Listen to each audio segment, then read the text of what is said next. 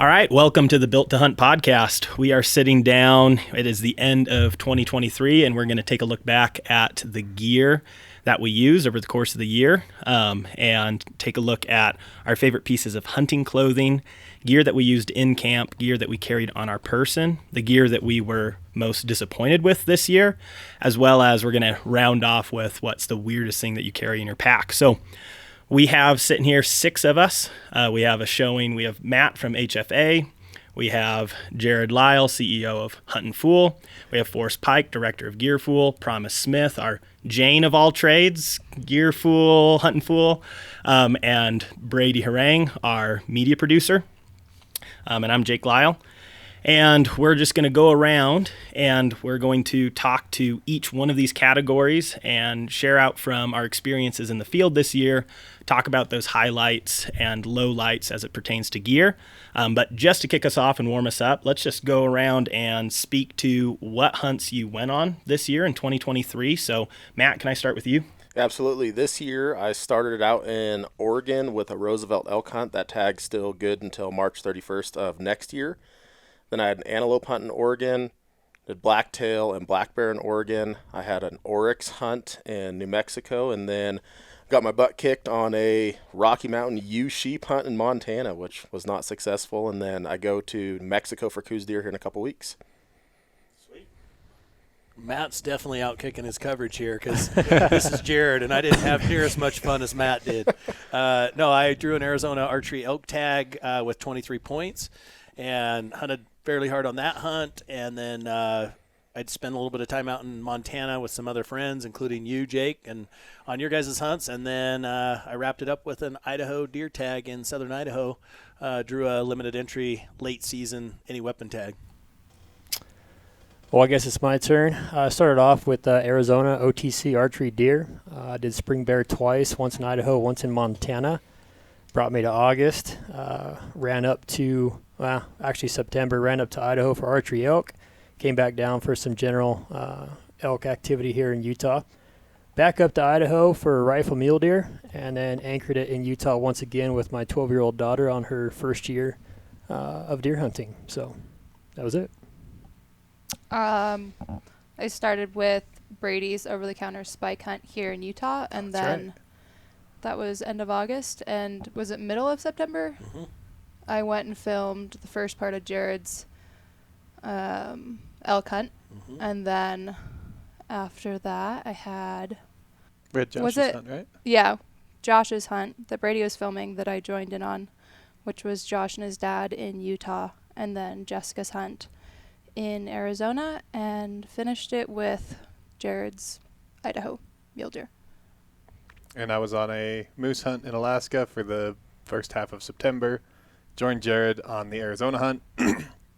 After that, went to Colorado with Garth and his daughter on an elk hunt. And then we did Josh's hunt on the Paunsaugunt here.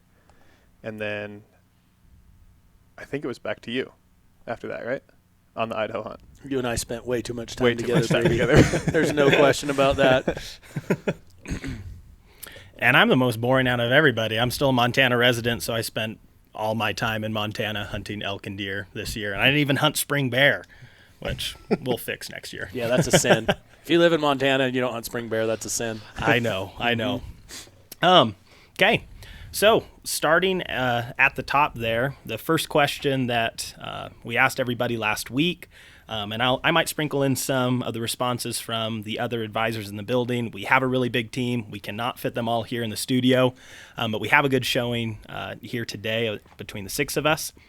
But the first question I asked everybody in the building, what was your favorite piece of hunting clothing this year and why? We're going to start it off. Can we start it off with you, Jerrod, and then work our way around, and then Forrest, you'll start with the next one, and so on and so forth?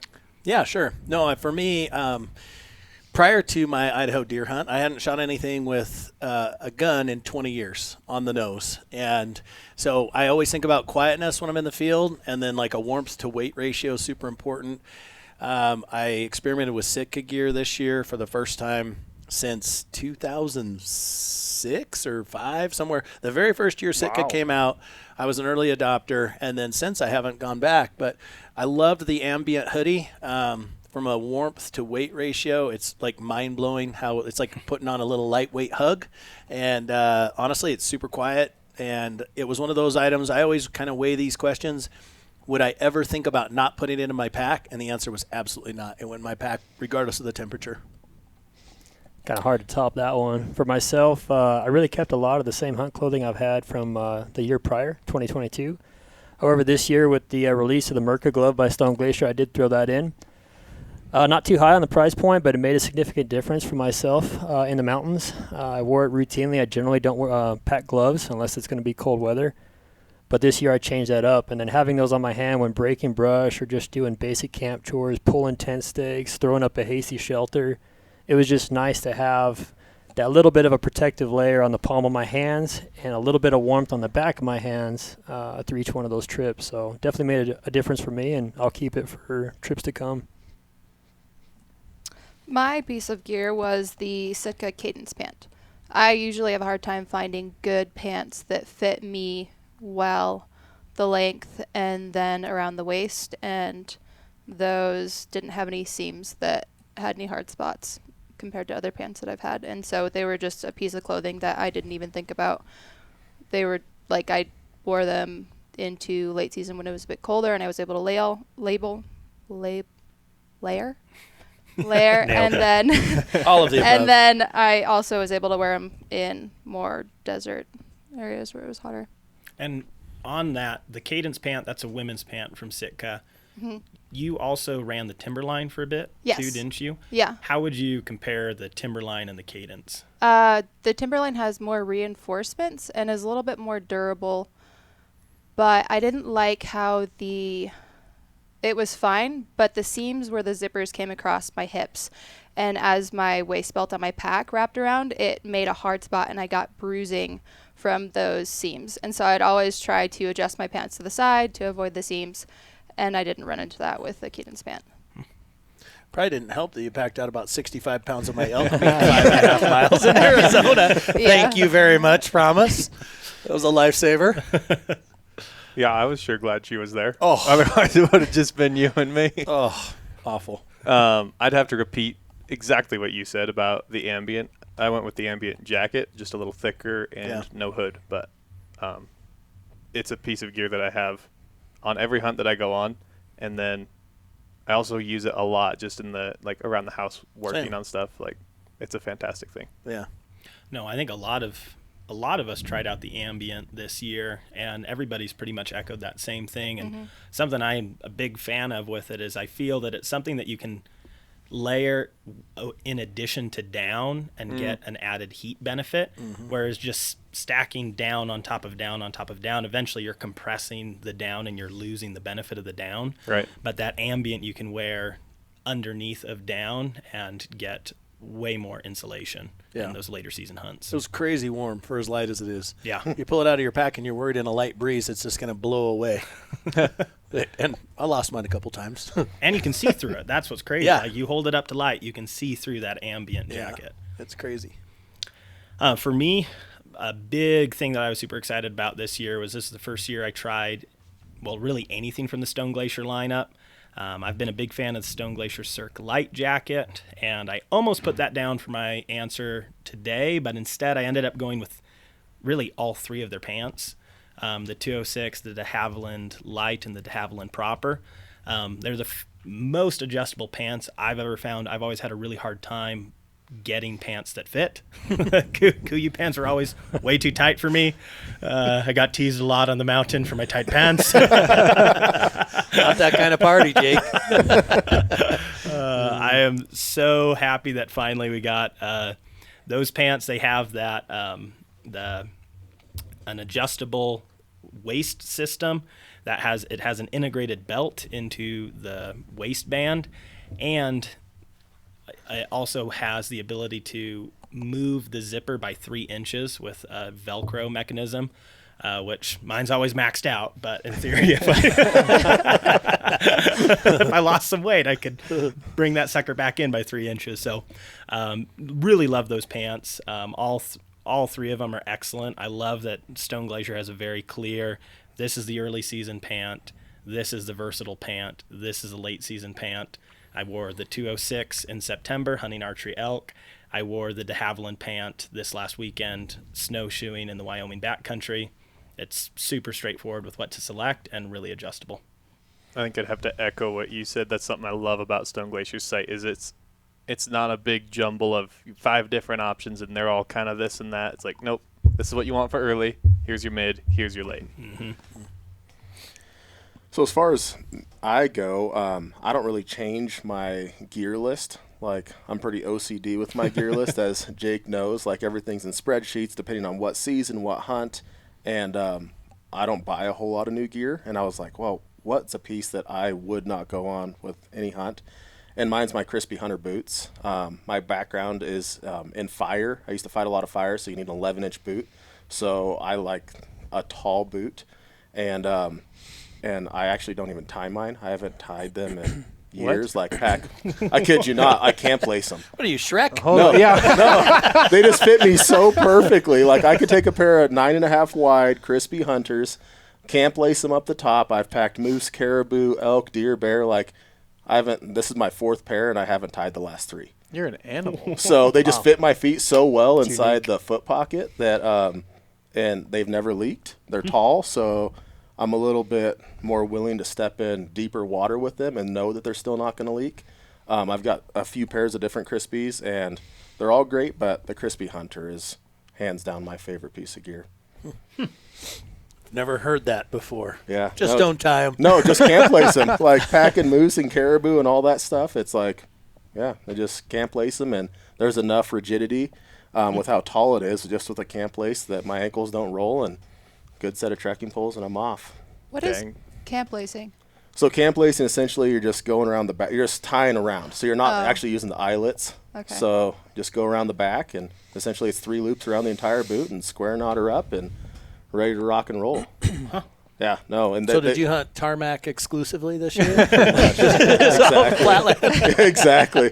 No, I know you were that's hunting one of the some things. steep coastal stuff for black bear and Yeah, blacktail and, in Oregon. And last year when I was packing my moose out in Alaska, we had a pretty good grade to come out of the hole that it died in, and it was about 400 vertical feet. And after I got my moose in my pack, I was like, I maybe should actually tie my boots. And then I'm like, I might get a blister if I tie it. I was like, I was like, I'm not changing what already works. So I went with it, and it just went just fine. So, no, they're my favorite boot. Having wide feet, they work really well for me.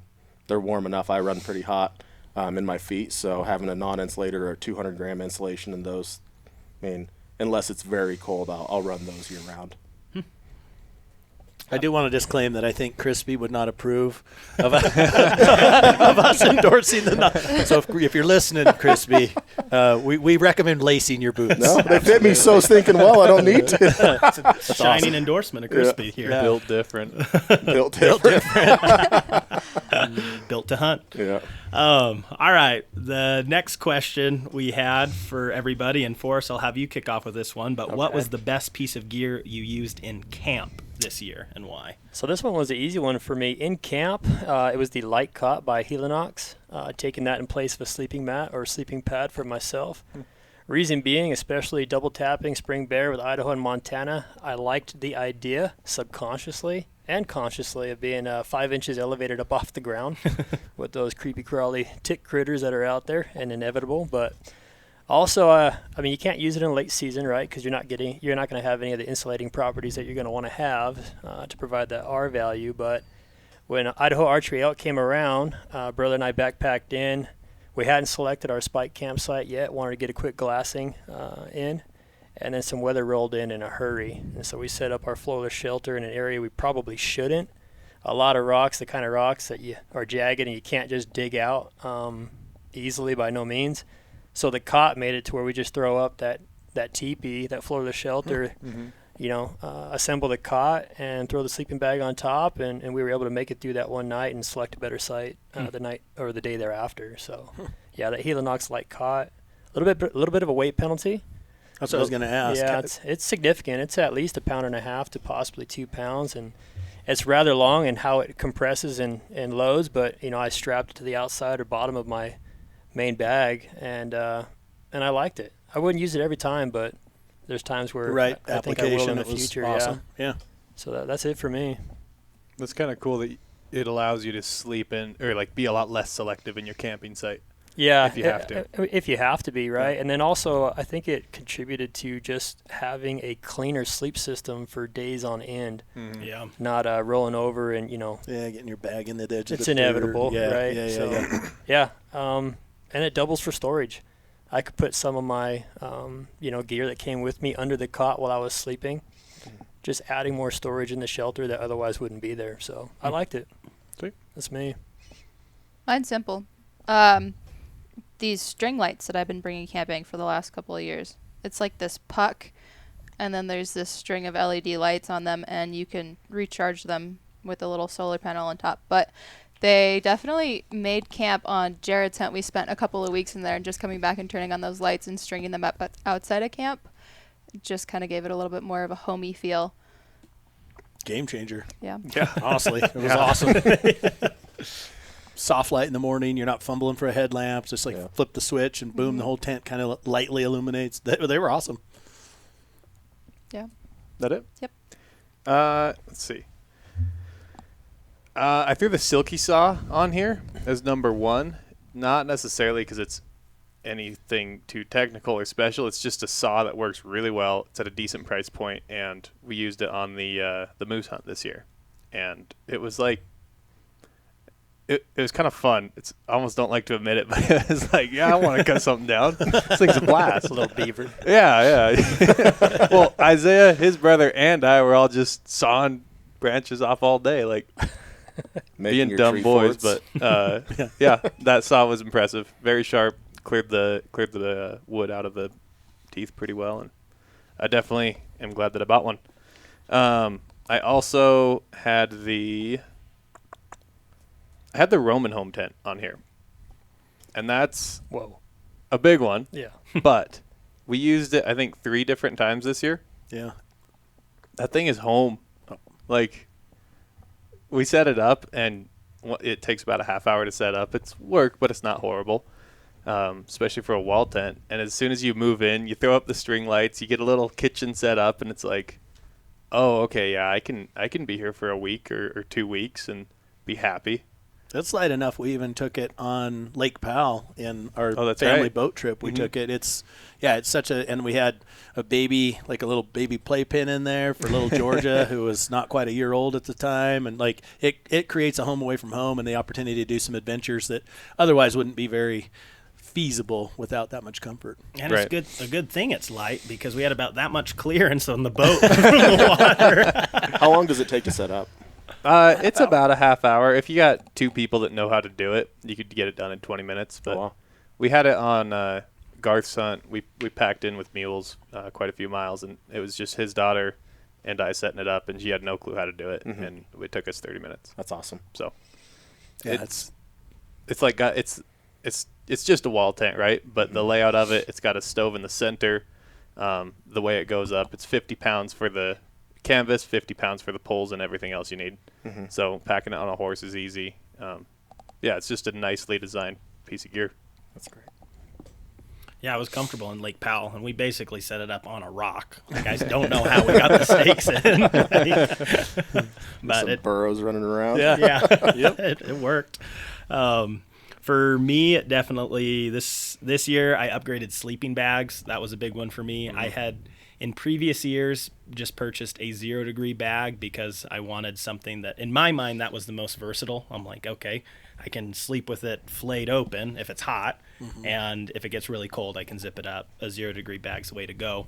I don't feel that way anymore. This is the first year that I ran with a 15-degree bag. I have the Stone Glacier Chilkoot 15, which is a phenomenal sleeping bag. It's been super, super comfortable, incredibly lightweight. And it's the big thing for me was initially when I made that decision between the 0 and the 15-degree bag, I was looking at weight, but not the packability. I wasn't looking at the actual size of it. So whereas the weight difference between my 0 and my 15 isn't huge, the big difference is how much I can fit in my pack. It takes up almost half of what my 0-degree bag took up, especially I pair it with that Sea to Summit 13-liter EVAC dry bag, which compresses that thing down as much as possible. Total game changer for the amount of space I have in my backpack now. Yeah, and I think for me, the Hill and Ox Chair Zero, it only weighs a pound, and depending on the hunt, I'm more than likely going to throw it in my pack. I'm willing to pack an extra pound to be off the ground if I'm going to be glassing for a long day. And I push the limits for the weight limit that's supposed to be allowed on there. That's just what it is. And I'll tell you, I've had it for multiple years, and still straight, still comes out great. And then you take it back to camp, and you're off the ground. It's not looking for a log to take into camp. Yeah. Huge advocate for that. It is well worth it. And then for an honorable mention, it's something that's kind of funny, and I've talked to Forrest about it a little bit. The Noctilite Petzl case. It's essentially it's a case for your Petzl headlamp. Oh. But it turns it into a lantern. And it's got a little tiny bungee that attaches to it. And so I carry 2 Petzls in my pack with me, one spare, one that I actually use. And so my spare I just keep in the Noctilite, and I hang it up in my tent at night, and it actually illuminates my entire 2-person kuyu. So little $20 trinket essentially, but goes on every single hunt, because as far as illuminating a tent versus just having a headlamp hanging inside of it, I think it's a pretty sweet piece of gear. That's those cool are mention. 2 good mentions. And I like the mention of you accept that weight penalty for more comfortable glassing. Yeah. Think whatever you can do to give yourself the wherewithal to glass long enough and not get antsy and get up and leave and miss the opportunity, like pack that thing. For me, it's puffy pants.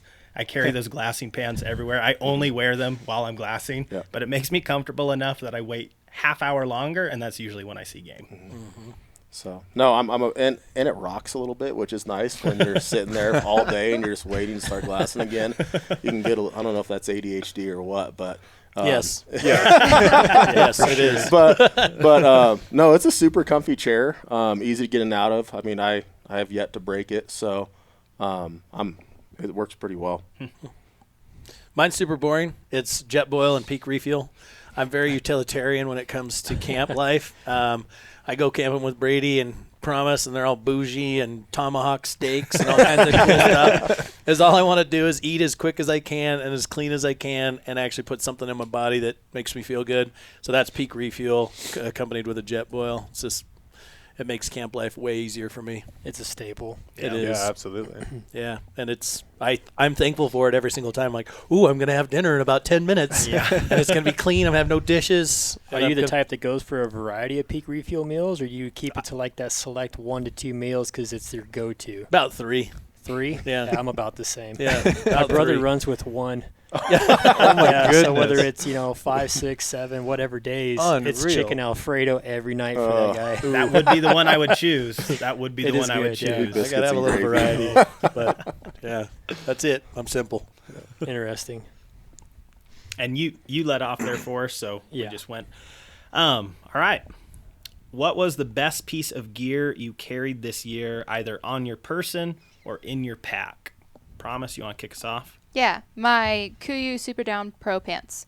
I got them just before Jess's hunt, and on her hunt, we were up in the mountains, and it was windy every single day. And so sitting out there all morning, and then we glassed throughout the whole day, and those pants made a huge difference. And they had really good reinforcements on the knees and the butt as well. And a feature on them that I really appreciated was the drawstrings at the bottom around your ankle, so it didn't drag or catch on anything. You can just cinch them down to your boots. And I didn't really hike in them, but I went through a decent amount of brush, and they didn't catch or rip any holes. I think Jess finally put a hole in her pants with, I think she was crossing over a fence and just caught it. But other than that, we'd gone through brush, and they held up really well. And they were just, I think the fill is like $8.50 on those, but compared to other pants that I'd tried on, you have a pair from Cryptek, and then there's a lighter pair of pants, and those I run cold, so those were a big deal to me. Probably the warmest pair of pants. Nice. I threw on I put down the Cryptek Aries down jacket, and that's not a coat that I expected to be blown away by. I've worn a lot of really nice down coats. One of my favorites is the Stone Glacier Grumman, but that Cryptek jacket comes in at like $275, I think, not on a sale or anything, and it is the warmest, most windproof down jacket I've ever worn. And I think we'd all three of us would agree after that Idaho hunt, after the sheep hunt, it's just a fantastic coat to put on, and you just feel happy. Yep. When you cuddle up in that thing. Uh-huh. I will say it's not barbed wire proof, but no down jacket is. What I did to that jacket, nothing would have survived. It looked like I shot a goose instead of a deer. Lack of finesse. But no, I love that Aries jacket too. Yep. Whenever I'm wearing Cryptek, it goes with me in every pack. Oh yeah, for sure. That was the first down jacket I got or big down jacket I got was that Aries. I still have it. I love that, and my Kings XKG. Those two both feel like that hug. Yep. For me, it was there's like two things that I was torn on. One, I got a new rangefinder for the first time. I had been using a rangefinder that I found on that hunt that the three of us went on in Nevada, but it was just found on the trail. It worked? Yeah. And it worked for years after that. Wow. Ish, yeah. It was a little spotty, and it only worked within like 80 yards, but I always went, I'm not going to shoot farther than 80 yards anyways. And so I stuck with that thing forever because I'm a cheapo sometimes. And I just thought, well, I have one that works. And then for the first time last year, I rifle hunted for the first time in forever. And I realized that 80 yards was insufficient for ranging for rifle. So I got that Vortex Ranger 1800. I love it. I like all of the Vortex Rangers. I think we carry 3,000 and 4,000 in the store. I'd like to upgrade a little bit. At the time, it's a little embarrassing, but I was on my way to the hunt and realized that I was gun hunting for the first time. Well, you kind of did some of this too this year because this was the first year you've hunted with 20 a gun years, in a long time. And it just wasn't part of my packing list. I went, crap, I need a rangefinder that can. So I ended up going to Sportsman's Warehouse and buying a rangefinder on the way to the hunt. Forrest is over here. Fine. We'll talk later. Yeah. Offline. Some disciplinary Helping their margins. I know it was a low point for me. I went in there with my head down, but yeah. They give you the employee discount? No. All right, you paid for it then. But that's probably the one I would go with. How about you, Matt? This was like the easiest one out of every question. I think it was the SIG Zulu 6 image stabilizing binos. I broke my binos, dropped them, and they hit perfect when I was in Oregon on my Roosevelt hunt. Oh. Like literally on the eyepiece, just hit at the angle and just completely. One eyepiece is, at almost a 45. Like it just hit perfect. And so I called Craig at SIG, and I was a couple hours south of Beaverton, and said, hey, can I come up and get a pair of binos? And he's like, come on up. He had them waiting for me, and I got to go back on my hunt. And I played with them a little bit at TAC when they had the SIG booth there. Mm-hmm. But they're just unbelievable, like game changer. I mean, being able, I'll give up a little bit of clarity, like compared to an NL Pure or something like that, right, to be able to just lock in. So, I mean, it's pretty impressive. My son, we drive back and forth from Oregon to Nevada quite a bit. I'm still an Oregon resident. And like going south of Ely, all the elk that are out off the side of the highway, we're driving like 80 miles an hour. And he's in the back seat in his booster seat, like I see them all. And it makes it fun for my son and my wife to glass too, which is really neat. Like I took my 6-year-old on the antelope hunt, and every time he'd see an antelope, he'd start giggling, so I knew he could actually see them. So like incorporating people who aren't as good on glass, I think is pretty cool, and they definitely have that feature.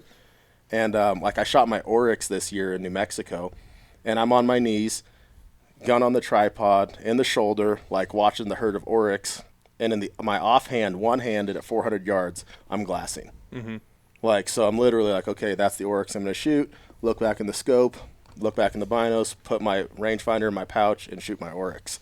So, I mean, to be able to glass something at 400 yards one-handed and be in the gun with the other hand, I was like, I'll give up a touch of clarity. The clarity's still fantastic, but the ability to glass, and I know here in the near future they're actually going to get a tripod type adapter for the Zulus, Right. which putting them on a tripod is going to be even that much better. Yeah, and the only reason for that is they're steady enough to handhold, but your arms get tired. Yeah. They get tired, and I think also filming. Yeah. For so many of us, we want to film some of the stuff to Right. where being able to put them on a tripod to be able to film through them would be nice. No, it'll be a game changer for sure. Sadly, or gladly, you stole mine. Completely agree. And I'll just add a couple scenarios that we've used specifically that this glass shines. Started the first time we ever saw them in action was when Isaiah brought a pair on one of our boat hunts. I can't remember if it was a spring bear or if it was a Kodiak blacktail hunt. But we're in Alaska on high seas, rough waters, and Isaiah's out on the deck with his Zulu 6s, oh, there's a deer up there, and we're all like bobbing around, can't see anything, half seasick. No, it's a game changer. And honestly, as far as the clarity goes, in the last year, I've had that glass side by side with the best brands in the world. And it's really hard to say this isn't as good as that. Yeah. I think low light is where you do pick up a little bit of difference in those because they don't have as much. Because the objective's only 42 millimeters Correct. compared to Right. a 50 or a 56. So I think Correct. that's the only part where But it's a phenomenal glass. Oh, it's unbelievable. clarity-wise. And It's hard to look through normal binos now for me. yeah. I feel like, though, it's worth mentioning, like, the actual eye relief is quite a bit smaller. When you're looking through it, the circle that you see is quite a bit smaller than especially something like the NLPers. That field of view you're talking about? Yeah. Yeah. Or even like the Vortex UHDs. It's not the same. It's not apples to apples. But, again, the stability makes up for any sort of clarity. Even, like, if you can have the nicest binos in the world, if it's blowing and you can't secure your tripod that well, the stabilized binoculars are worth every penny. Yeah. But one of the things with the 10s and 12s and the Zulu 6s, their field of view is actually pretty decent. It's when you get to the 16s and Yeah, that's 20s true. that the field of view goes down quite a bit. That's where I've got a pair of 12s and 16s, and depending on the hunt is what I'll grab. But and the 10s are tiny. I don't know if you've seen the 10s, Yeah. but like they're tiny. Lightweight. Yeah. Yeah. Oh, did I not lead this one off? I don't think so. Nope. Wasn't that promised? That's me. Oh, the gear we carried on me. That Yeah. makes sense. Yeah. Yeah. Forgive me. For me, hands down, Tricer BC, that entire tripod setup to include their LP panhead. Last year I was running the Sea Ray ST124 with the VA5, about a 4-pound system. I changed it up to the Tricer setup this year and easily cut off 2 full pounds. So for me, I mean, that's the biggest game changer as far as the gear I had on my person or in my pack. Made a couple personal tweaks to it as far as, how I was able to keep the LP panhead effectively threaded onto the tripod. It came loose inadvertently a few times out there, but one quick dab of blue Loctite, not in any excess amount, fixed it, and solid system for me. I've been using the pan head on top of my Suray tripod on a full size like zoom camera. A heavy piece of equipment, it still performs well. We get a lot of questions at Gearful as far as can this pan head, will it work for a big spotter? And I often reference you and in your video that you've posted on YouTube for that. And I mean, it's an easy sell. They're all in once they see that, and rightfully so too. Right. So, yeah, good product, good company too. Yeah. Yep. Love the company. All right. What piece, and Brady, you'll be kicking this one off. What piece of gear were you most disappointed with this year, and why? Can I just make a caveat here before he takes off? Come on, let me Brady go. is hands down the hardest. Him and Isaiah Joner are the two hardest people on gear of anybody that I know. Brady uses his stuff. Yeah. But with that said, go ahead, Brady. Okay. Well, this one has nothing to do with use necessarily in terms of it wearing out. Forrest is going to laugh. Number one on the list was the Stone Glacier Helio hoodie. And it performed just fine. It's a grid fleece, just like this Sitka heavyweight that I'm wearing now. Once it's on, you don't care. 3 big gripes about it. Number one is the hood fit. You put that hood on, and you look like a mushroom head or something. I don't even know. Like, there's no way to make that hood look good. And as a photographer, This is coming from the guy who wears Crocs He's got them on right now. Socks and and Crocs. high water pants. not when I'm hunting. I look good when I'm hunting. Fair enough. And I'm trying to take pictures of people, and they got the Helio hood on, and it's just like, come on, Yeah. easy. Yeah, I don't know, just So a that product. was one of the, you said there were 3 things. Yep. The other one is a chest zipper. Might be a personal preference. They put it lower down, so it's like near the bottom of my rib cage. And anytime I put anything with weight in there, it just sags in a funny way. I think it's silly. Number 3, for some reason, that piece seems to have a ton of static when I'm putting it on over a base layer, so it's very hard to put on in the morning. I'll find that I'll leave my base layer inside of it and then just use them as a single piece. Copy. So, but that's personal preference, if you will. It performed fine. All Havalon blades are on my gripe list for this year. Wow. All Havalon blades. I would say the same. Speaking in absolutes. Yeah. I feel like Brady's about to list off of. I said one thing, and Brady's like, "All right, my moment." I don't play by the rules, Jake. He's writing Hammer the 'em. soapbox for next month. But seriously, there's better options out there for a knife. I like to have a replaceable blade knife and a fixed blade knife for going through an animal, especially a larger one, an elk or a moose that's going to have a lot of hide that you got to cut through. Use a replaceable blade for that, but don't use a Havalon unless you're, skinning out around the antlers or the face. Cape work. Yeah, exactly. I think there's better options out there. And the Tito's new replaceable blade knife, I'm going to get one here soon and try it out. But I have a lot of faith in that one. Yeah, I believe that's called the hollow bone, Yeah.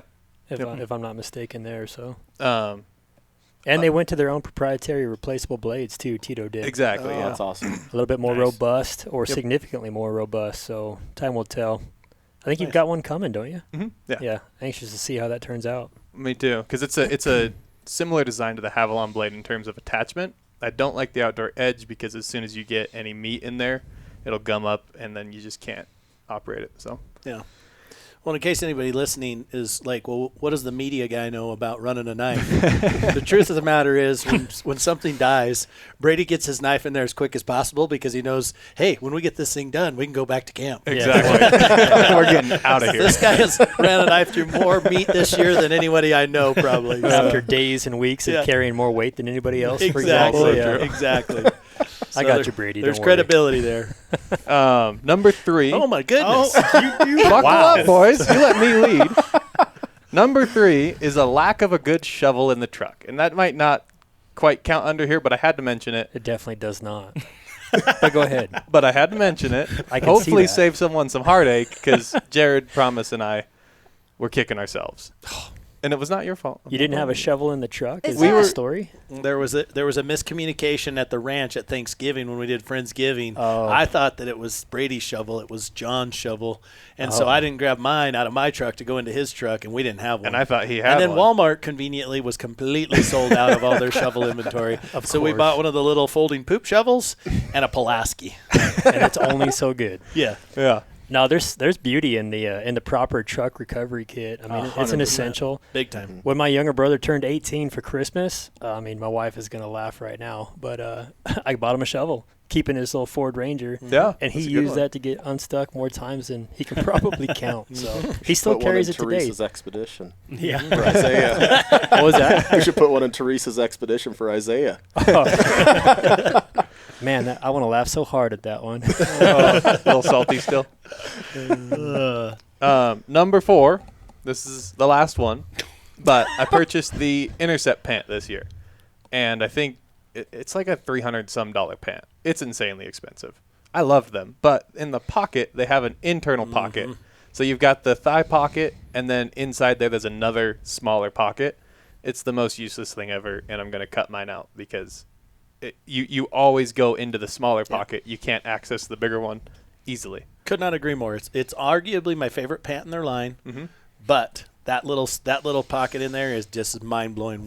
Who designed that? Who passed that? Like, I get the idea, but then using it, and you're like, come on, guys. Yeah. It's a $300 pant. It's a weird I actually divider. love that pocket. What? You do? No. So you would. In fact, I have the same gripe. Although it didn't resonate with me for months after wearing that pant, I must say. But I can see we're thinking the same. It is a bit of a nuisance, you know. It seems useless. Because I'm on Onyx all the time when I'm hunting, and it's like you're going in and out of that pocket with your phone, and your phone, it's just about the wrong size. It's just Cut it out. Cut it out. Okay, that's it. Go ahead. You're done now? I am done now, yes. Wow. Podcast is probably done now. No. For me, I upgraded bino harnesses this year. I got the Stone Glacier Skyline bino harness.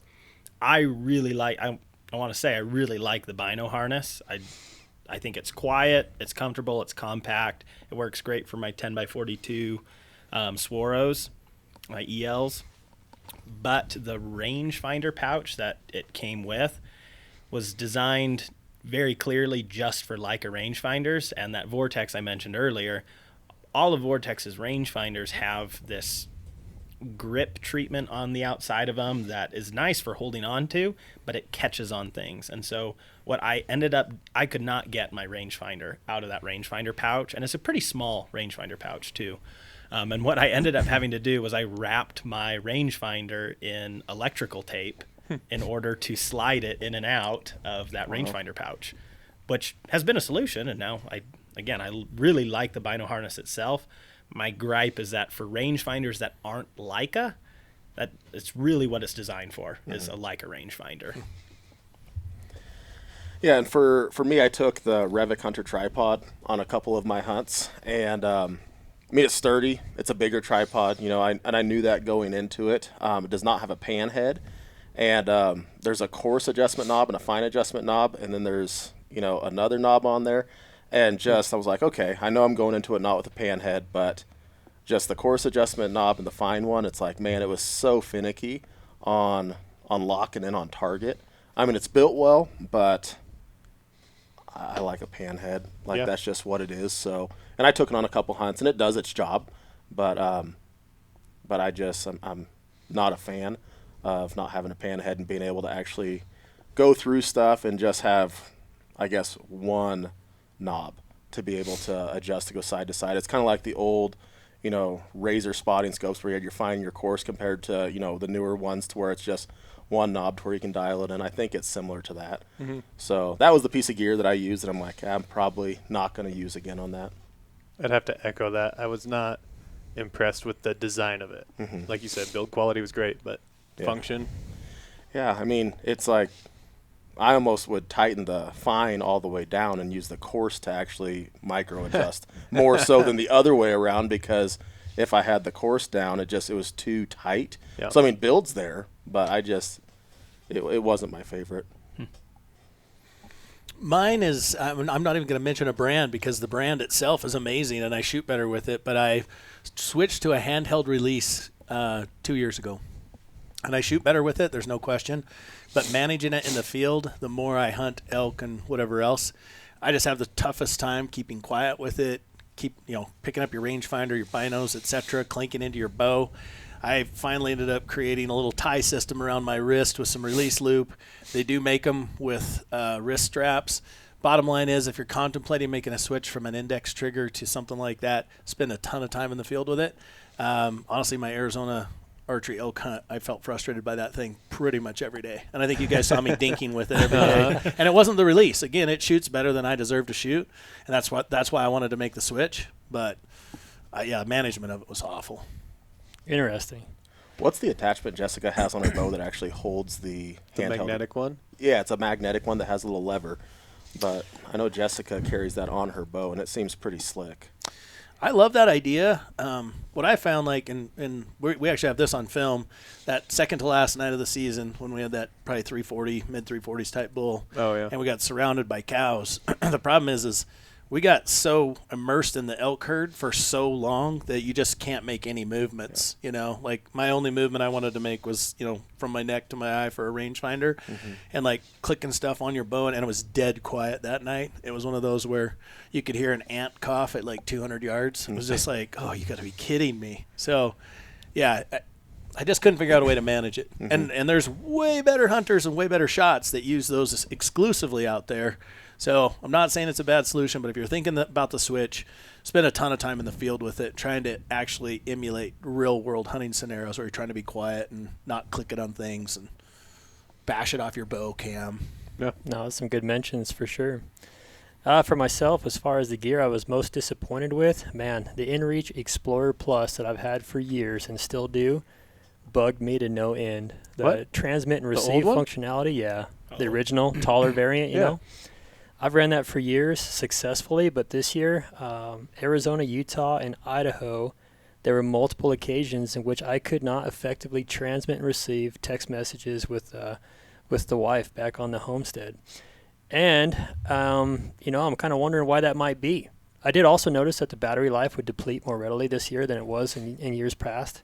I think that just comes with age and batteries in general. But, again, my brother running with me, having a different branded satellite communicator, I mean, he was text messaging at will. And then I would have at times a several-hour delay in just getting a simple text message out.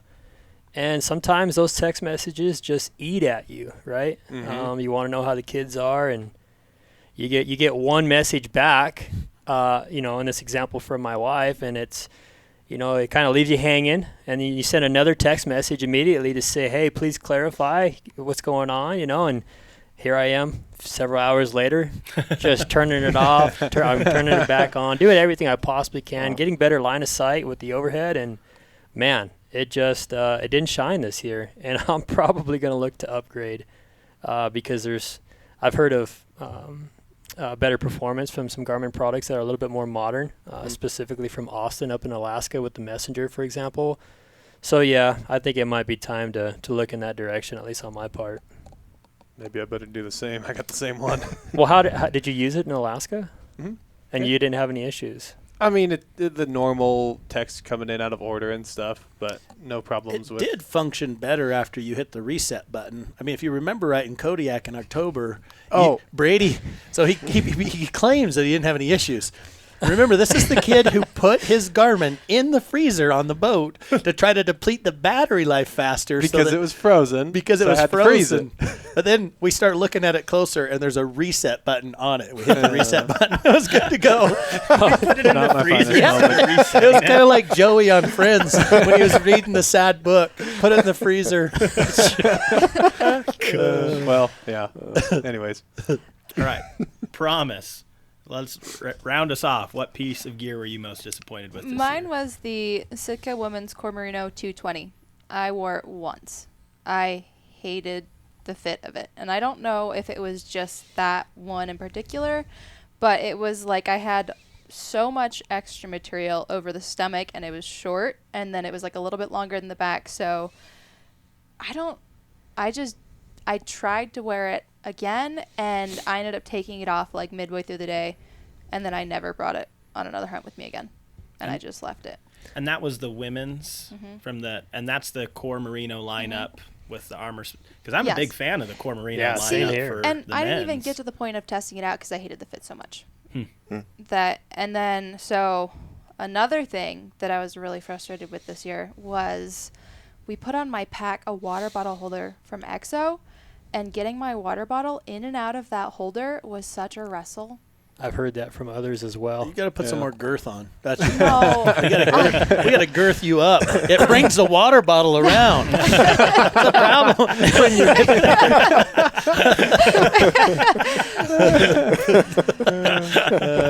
Yeah, I've you heard got to that reach onto your in that back. that Nalgene holder that they came Yeah. out with. I've Yep. heard that it was difficult for one person, the wearer, to actually get it in and out, specifically in. Yes. Yeah. Yeah, I've heard that.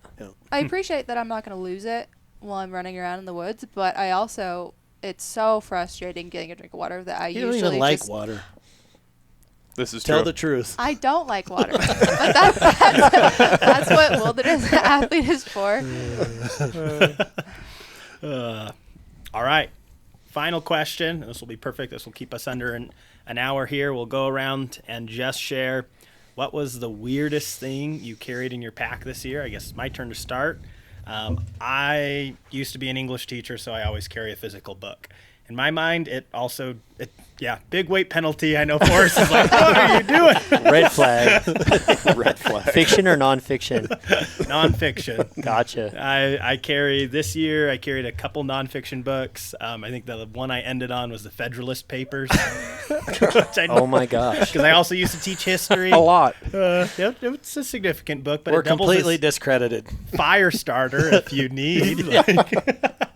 I thought about it last year. I almost tore up my book. It was so wet. I got rained on so bad, and there was no tinder. I was very close to burning a book in the woods in Montana, but no. So I always carry a physical book. You're not alone. There's others who do the same thing, whether on their phone or actual physical book. Actually, there's an interesting question.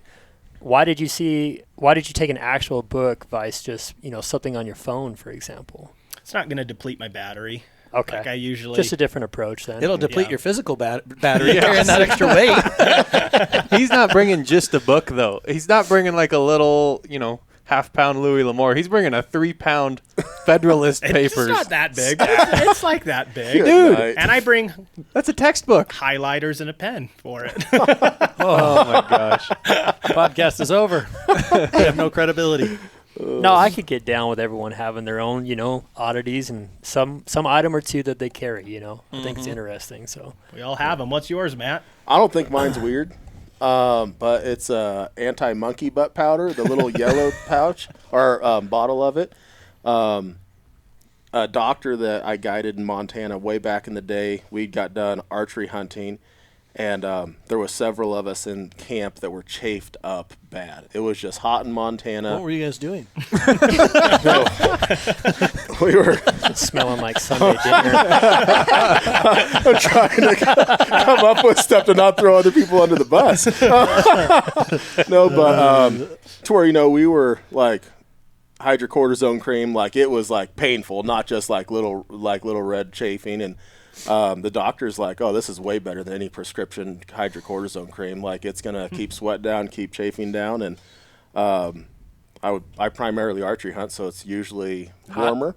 And I think any guys that's got big legs is going to deal with chafing at some point. So that's something that, normally I just keep a little powder or a little baggie of it instead of carrying the whole tube of it. But, the chafing powder is a big one that is always in my pack. I do the same thing. Yep. I carry a little baggie of it. Looks like cocaine. It does. I'm not taking that to Mexico in a couple weeks. A little baggie of white powder into Mexico. That's not happening. Yeah, for me this year, my dad passed away September 18th, and so the rest of the season I carried a teaspoon of his ashes around in my bino harness. So he got his leg hurt in a logging accident and gave up 11 years of his life trying to save it. And when it was all said and done, he ended up having it amputated 11 years later, and it took so much out of him that he couldn't really get around the mountains. And he always talked about that's what he really missed. So he's going on a lot of hunts from here on out. That's awesome. So that's super cool. That was definitely my weirdest thing I've ever carried in my pack, but yeah. Perhaps the most important too. Yeah, it was near and dear to my heart, literally on my bino harness. Well, weirdest for me is nothing new in my regard. I think I'm the only one in the office that carries it, but it's a schmog. It's nothing more than an Afghan cloth I've had for many, many years, but I will drape that over my head and neck to keep the sun off my face and such, just because, I don't know, I guess I'm getting weak as I approach 40. I just like keeping that sun off me to the greatest extent possible. But then that piece of gear is so versatile. You can use it to make a makeshift sling should you injure your arm. I use it freely for straining out or filtering the big floaties when I feel an algae in whatever water source I come across, just to get that first step taken care of. And then just using it as a general cloth too. I use it all the time. How big is that? Oh, I don't know. A couple feet by a couple feet? Do you see this? How far is that? 39 Sounds about right. inches. How about this one right here? 24. It's about that. Like you could drape it over your head and then tie it off and such. But yeah, it's just a versatile piece that not everyone carries. And it's cheap too. Cheap and functional. Is that a functional deal or a sentimental deal as well for you? I've had it for years. I've taken it with me all around the world, if that's what you're getting at. Yeah. So, yeah, sometimes when I pull it out of the pack, it brings back memories of distant lands, but I don't carry it for that reason. I'm not really the sentimental and emotional type. I get that. That's why I was asking this. Hang on, let me break this icicle off your elbow. Yeah, I know, right? So anyway, that's me again. Mine is heated socks. Heated socks. Yes. I'm intrigued. They almost knee length, 2 batteries on each side in 3 different settings. Rechargeable batteries.